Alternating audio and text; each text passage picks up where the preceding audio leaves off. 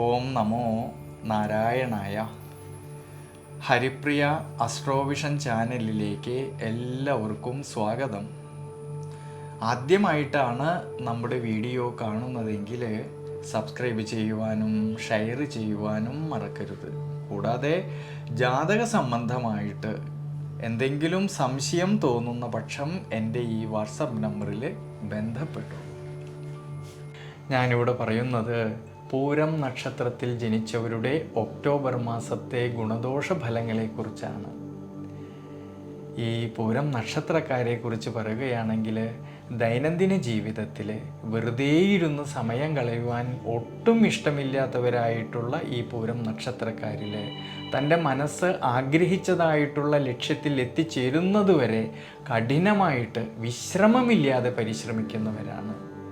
ഈ ഒക്ടോബർ മാസത്തിൽ ഈശ്വരാനുഗ്രഹത്തോടു കൂടിയിട്ട് വളരെയധികം ശ്രദ്ധയോടു കൂടിയിട്ട് മുന്നോട്ട് പോകേണ്ടുന്നതായിട്ടൊരു സമയമാണ്.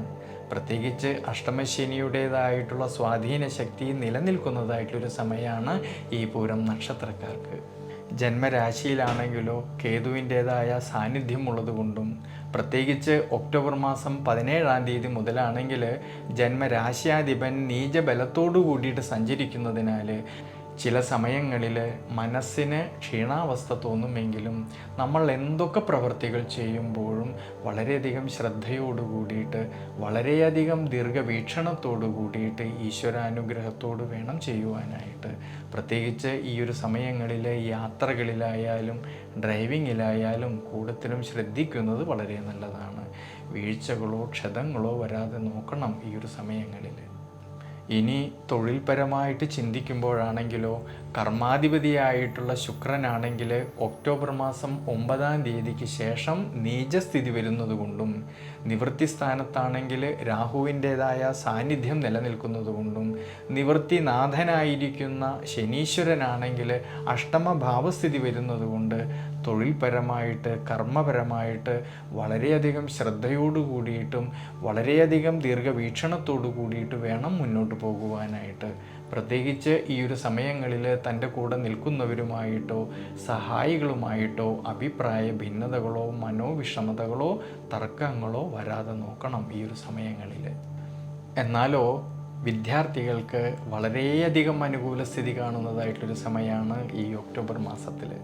വിദ്യാമാതുല കാരകനായിരിക്കുന്ന ബുധൻ്റേതായ അനുകൂല സ്ഥിതിയും 5-ാം ഭാവനാഥനായിരിക്കുന്ന വ്യാഴമാണെങ്കിൽ ഒക്ടോബർ മാസം 17-ാം തീയതി വരെ ലാഭസ്ഥാനത്ത് നിന്നുകൊണ്ട് 5-ാം ഭാവത്തേക്ക് ഈ വ്യാഴത്തിൻ്റെ ദൃഷ്ടി വരുന്നതുകൊണ്ട് വിദ്യാർത്ഥികളിൽ പഠന സംബന്ധമായിട്ട് അഭിവൃദ്ധിയിലേക്കും ശ്രേയസ്സിലേക്കും എത്തിച്ചേരാമെന്നുള്ളതായ മനോബലം കിട്ടുന്നതായിട്ടുള്ളൊരു സമയമാണ്.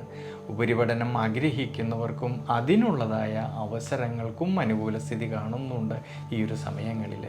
കുടുംബത്തിലാണെങ്കിലും കുടുംബ ബന്ധങ്ങളിലാണെങ്കിലും അഭിവൃദ്ധിക്കും മനസ്സന്തോഷത്തിനും സാധ്യത കാണുന്ന സമയമാണ്. ഈ ഗുണാനുഭവങ്ങളെല്ലാം പറയുന്നുണ്ടെങ്കിലും ശ്രദ്ധിക്കേണ്ടുന്നതായിട്ടുള്ളൊരു കാര്യം ഭാര്യാഭർത്തൃ ബന്ധങ്ങളിൽ ഈ ഒരു സമയങ്ങളിൽ പരസ്പരം കാര്യങ്ങളെല്ലാം മനസ്സിലാക്കിക്കൊണ്ട് വേണം മുന്നോട്ട് പോകുവാനായിട്ട്.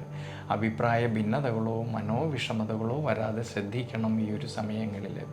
അതുകൊണ്ട് പൂരം നക്ഷത്രക്കാർ ഈ ഒരു സമയത്ത് ശിവക്ഷേത്രത്തിൽ ഭഗവാന് പഞ്ചാക്ഷരി മന്ത്രം കൊണ്ട് അർച്ചന ചെയ്യുന്നതും ശ്രീരുദ്ര മന്ത്രം കൊണ്ട് അർച്ചന ചെയ്യുന്നതും ശംഖാഭിഷേകം ചെയ്യുന്നതും വളരെ വളരെ നല്ലതാണ്. പ്രത്യേകിച്ച് ശനീശ്വര പ്രീതികരമായിട്ട് നീരാഞ്ജനം ചെയ്യുന്നതും എള്ളെണ്ണ കൊണ്ട് ശനീശ്വരൻ അഭിഷേകം ചെയ്യുന്നതും വളരെ നല്ലതാണ്.